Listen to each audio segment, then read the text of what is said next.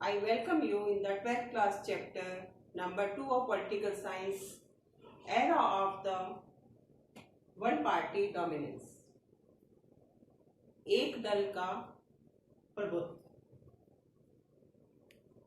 इस चैप्टर पे पढ़ने से पहले मैं आपको एक बार फिर से फर्स्ट चैप्टर की ओर ले जाती हूँ।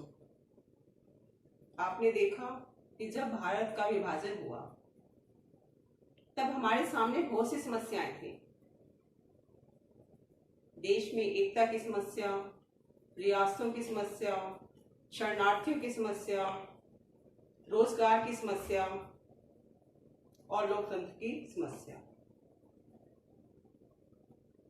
तो जब देश का विभाजन हुआ तब नेताओं ने ये सोच लिया था, क्योंकि उन्होंने विभाजन की त्रासदी को झेला था, उन्होंने सोच लिया था कि हम देश में लोकतंत्र की स्थापना करेंगे। हालांकि इतना आसान काम नहीं था। काफी देश जिन्होंने इस त्रासदी को झेला था उनका ये कहना था कि इस समय लोकतंत्र की स्थापना करना इतना आसान कार्य नहीं है। So that countries adopted no democratic country, no democratic government. तो उन देशों ने लोकतंत्र को अपनाया, वो चाहे किसी भी रूप में हो, एक दल की स्थापना के रूप में हो या फिर सेना ने देश को संभाला, किसी ना किसी रूप में लोकतंत्र उन्होंने स्थापित किया और ये माना गया कि समय बीतने के बाद हम जो है लोकतंत्र की तरफ बढ़ेंगे। लेकिन ये कदम इतना आसान नहीं था। लेकिन भारत के नेताओं ने इसे एक चैलेंज के रूप में लिया, एक चुनौती के रूप में लिया। लेट अस सी हाउ, देखते हैं कैसे। Challenge of building democracy. After independence, first priority was unity. No doubt, जब देश आजाद हुआ था सबसे पहले हमारे सामने प्राथमिकता थी कि हम देश में एकता की स्थापना करेंगे। क्योंकि बच्चों, आपको पता है भारत देश जिसकी इतनी बड़ी जनसंख्या, जहां पर इतने धर्म के लोग, इतनी भाषा के लोग, तो उस हिसाब से अगर सबसे पहले हमारे सामने चुनौती थी एकता की। Second, to resolve differences and conflicts. तब नेताओं ने सोचा कि इन डिफरेंसेस को, इन कॉन्फ्लिक्ट्स को हम कैसे रिजॉल्व कर सकते हैं, कैसे समायोजित कर सकते हैं। तो लोकतंत्र ही एक ऐसा शासन है जो इसको संभाल सकता है। तो इसलिए निर्णय लिया गया कि लोकतंत्र की स्थापना की जाए। See third point, see not politics as a problem but as a solution. भारतीय नेताओं ने पॉलिटिक्स को, राजनीति को एक समस्या के रूप में नहीं देखा, बल्कि एक सोल्यूशन के रूप में देखा, एक हल के रूप में देखा। उनको ये लगा कि लोकतंत्र ही ऐसी शासन व्यवस्था है जो देश में इन तनाव को, इन मुद्दों को, इन डिफरेंसेस को संभाल सकती है। Election commission was set up in 1950। जैसे कि मैंने आपको बताया, इतना आसान कार्य नहीं था, फिर भी इस कार्य को किया गया और एट लास्ट इलेक्शन कमीशन बनाया गया। कब बनाया गया? 1950 में।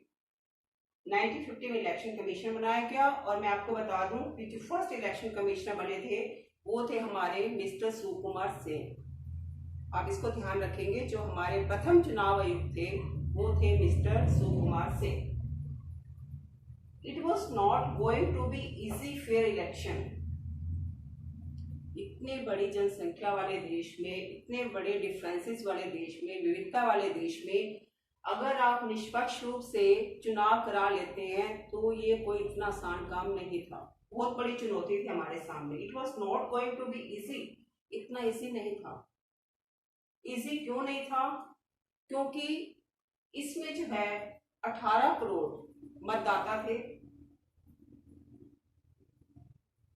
और जनसंख्या भी क्या थी? साक्षर नहीं थी।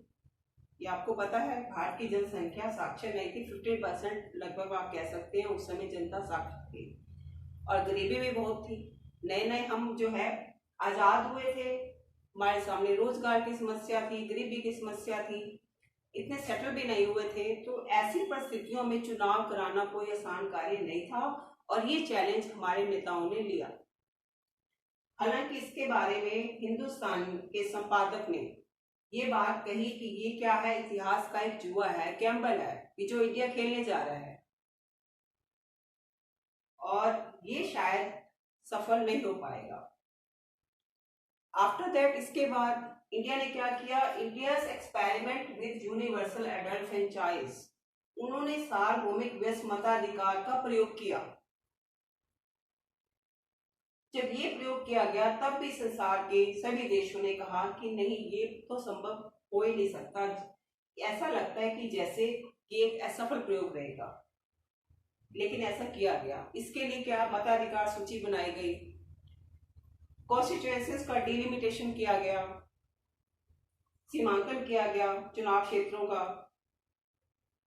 और जब ये काम किया गया तब एक समस्या हमारे सामने और खड़ी हुई, 40 लाख महिलाओं के मतदाताओं के नाम जो है वापस लेने को कहा गया, क्योंकि चुनाव लिस्ट के अंदर उन महिलाओं का नाम फला की बेटी, फला की बीवी के नाम पर जो है लिखा गया था, जो चुनाव आयोग को मंजूर नहीं था, और उन्होंने इसे वापस लेने को कहा।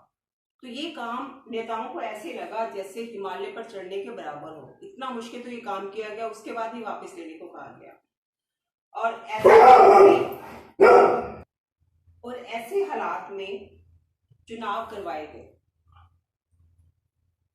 और आपको ये जानकर आश्चर्य होगा कि चुनाव निष्पक्ष रूप से हुए और जो हारे उन्होंने अपनी हार को स्वीकारा, बिना किसी आलोचना के स्वीकारा। तो एक बहुत बड़ा प्रयोग था भारत के लिए, और पूरा संसार जो है चकित रह गया कि भारत जैसे इतने विशाल जनसंख्या वाले देश में, इतने विविधताओं वाले देश में जो ये है प्रयोग जो है वो सफल रहा। In this way, India proved that democracy can be had in any country of the world.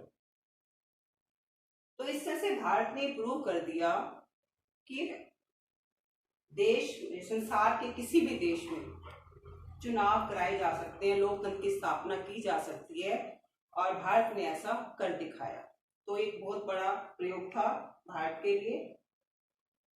इसके बाद हम आगे पढ़ेंगे कि कैसे वन पार्टी डोमिनेंस का युग आया भारत के अंदर। ये हम जो है अगले वीडियो में करेंगे। Till then, thank you.